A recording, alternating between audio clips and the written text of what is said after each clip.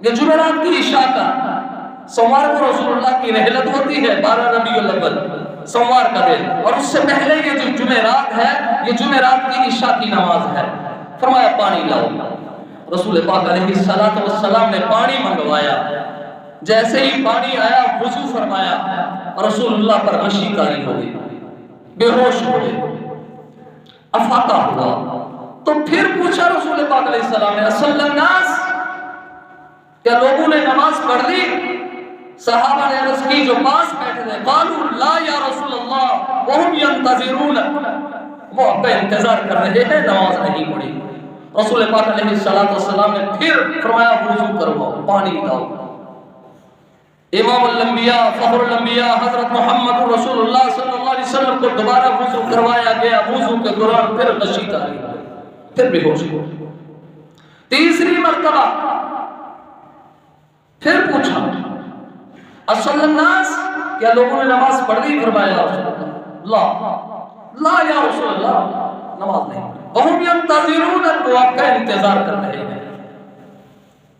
اب جب تیسری مرتبہ بھی بے ہوشی ہو گئی، پھر تیسری مرتبہ بے ہوشی کے بعد رسول پاک علیہ السلام نے فرمایا انہیں کہو میرا انتظار نہ کرو۔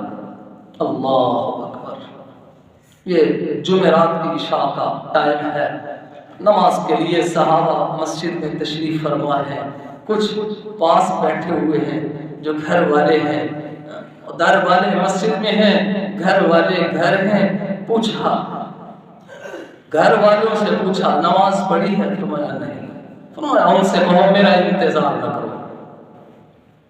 جاؤ جا کر میرا پیغام دے دو ان کو کہ میرا انتظار نہ کرو اور نماز پڑھ لو۔ فرمایا یا رسول اللہ مصلی پہ کون آئے؟ توجہ، 17 نمازیں رسول اللہ کی، ان میں سے یہ پہلی نماز ہے،